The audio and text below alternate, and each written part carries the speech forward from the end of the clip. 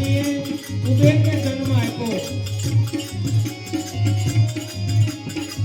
અને એક પત્નીના ગર્ભસ્થાનમાંથી બે સંતાનોનો જન્મ થયો.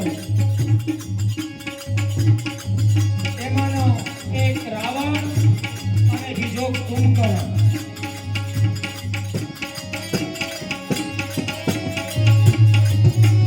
રાવણ શિવનો મહાન ભક્ત. શિવજીને પ્રસન્ન કરવા માટે રાવણે પોતાના 10 મસ્તકનું છેદન કરી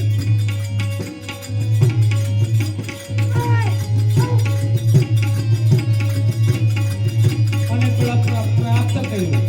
બળનું અભિમાન હતું.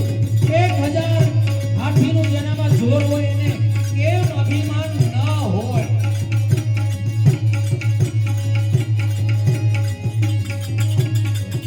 જેણે કૈલાસ ઉપાડીને શિવજીને પણ હાહાકાર કરાવ્યો એ રાવણ. એને ધનુષ નાનું લાગ્યું. ધનુષ હમણાં ઉપડી જશે તેવા ભાવથી અહંકારથી ઊભો થયો.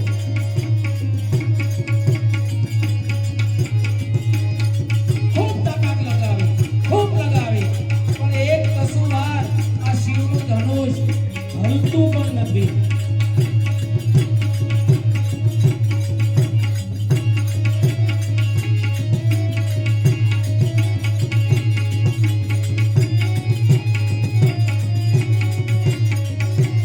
ખૂબ પ્રયત્ન કરે છે. આમથી તેમ દોડે પોતાના તાકાત એટલી તાકાત લગાડી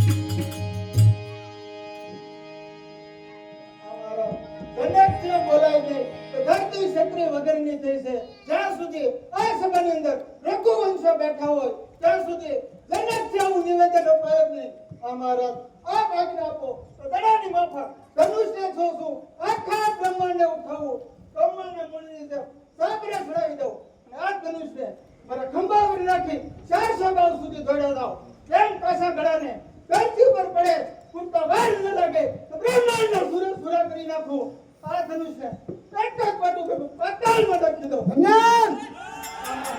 દબાણો એટલું આપના પ્રતાપથી નોકરી બતાવો. વાસથી સુમિત્રા પુત્ર પ્રતિજ્ઞા કરે છે ક્ષત્રિય વાસના ધનુષ પણ ધારણ નહીં કરું. ભિક્ષા પાત્ર લઈ પાંચ ઘરની ભીખ માગીને ખાય. આજથી હવે રઘુવંશ કેવડાનું બંધ કરી દે. અમારા કાતો ઉભા થાવ અને કાતો મને આજ્ઞા આપો.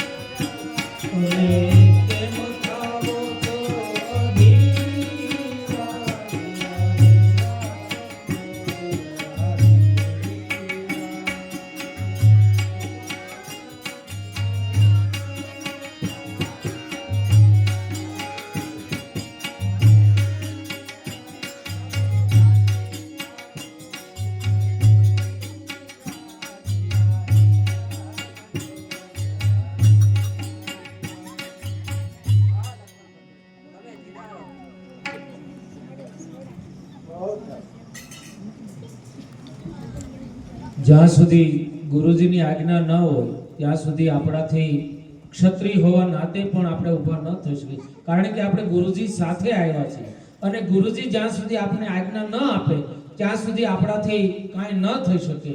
જો ગુરુજી આપણને આજ્ઞા આપે તો આપણે આગળ પગલું ભરી શકીએ. અહો રામલાલજી, ધનુષ્ય પરથી સૌદ બ્રહ્માંડનું વજન પાછું ખેંચી લ્યો અને સુખેથી ધનુષ્યનો ટંકાર કરો.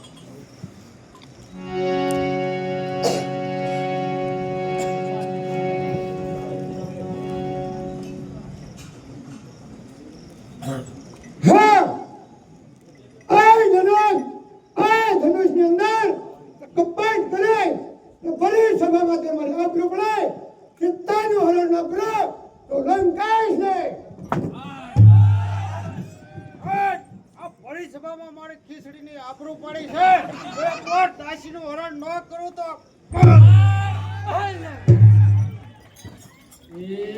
ભાગો.